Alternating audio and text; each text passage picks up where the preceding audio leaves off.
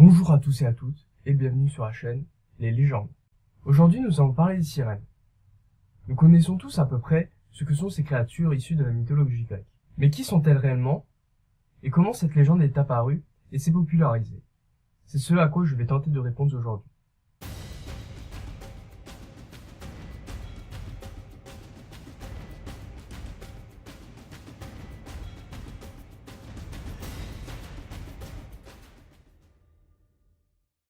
Une sirène, tout d'abord, est une créature mi-femme, mi-poisson.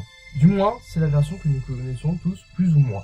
Et saviez-vous que les sirènes existent également sous une autre forme? Effectivement, dans la mythologie grecque, les sirènes peuvent être également des créatures mi-femme, mi-oiseau. Alors que l'image de la sirène sous la forme de la femme-poisson serait tirée d'une tradition médiévale scandinave. Selon la tradition homérique, les sirènes sont des divinités de la mer, qui séjournent à l'entrée du détroit de Messine en Sicile. Ce sont des musiciennes dotées d'un talent exceptionnel. Elles séduisaient d'ailleurs les navigateurs grâce à des chants majestueux aux accents magiques. Suite à ces méfaits, les navigateurs perdaient le sens de l'orientation et venaient se fracasser avec leurs bateaux sur le récif. Et c'est là que le conte enfantin de la petite sirène de Walt Disney, ces créatures terribles et sournoises des mers, utilisaient en effet leurs chants qui perturbaient les navigateurs. Et saviez-vous pourquoi elles faisaient cela? Tout simplement pour pouvoir les dévorer. Vous voyez en ce moment une vasque représentant l'un des passages de l'Odyssée d'Homère, où les sirènes viennent attaquer l'équipage.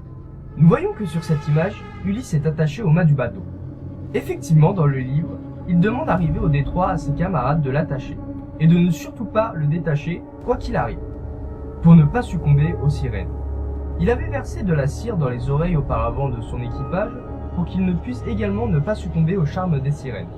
Tout cela grâce aux indications de Circé qu'il avait prévenues auparavant. Ces créatures sont décrites au chant 12 de l'Odyssée comme couchées dans l'herbe au bord du rivage, entourées d'amas d'ossements et les chairs desséchées des hommes qu'elles ont fait périr. Les romans racontent d'ailleurs que les sirènes étaient auparavant des femmes normales. Elles auraient été les compagnes de Corée qui auraient laissé Hadès l'emmener. Les sirènes auraient reçu leur forme comme punition de ce crime. Une autre explication de leur métamorphose serait la colère d'Hermaphrodite, déesse de l'amour.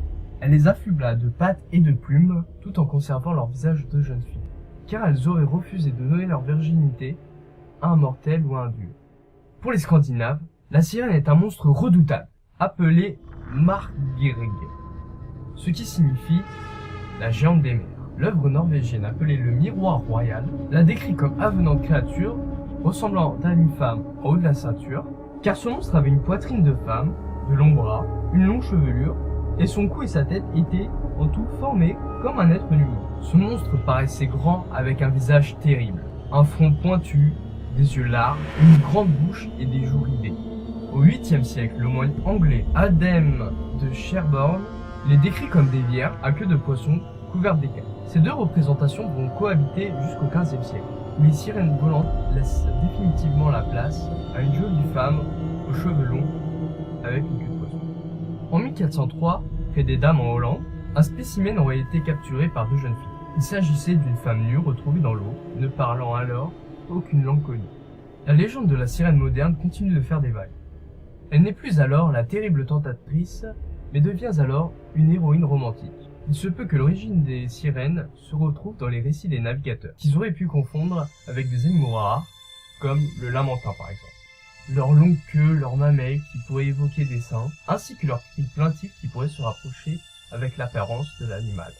Christophe Colomb en 1493, on aurait vu trois près des côtes de Saint-Dominique. Ceci semble probable qu'il aurait pu prendre des mammifères marins pour ces créatures légendaires. Après avoir émis toutes ces hypothèses, que les sirènes auraient pu être des animaux marins, tout simplement, je m'interroge juste sur un fait.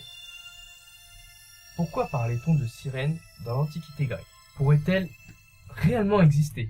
Être par exemple des animaux comme les autres, avec une apparence humanoïde? Ou serait-ce tout simplement une histoire?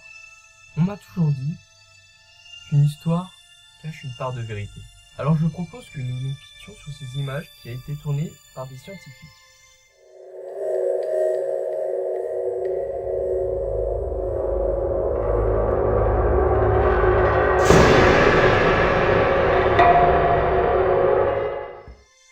Voilà. Ainsi s'achève cet épisode des légendes. Vous y croyez? Vous y croyez pas? Cela reste à vous d'en juger. Mais n'oubliez surtout pas cette phrase. Dans chaque histoire se cache une part de vérité.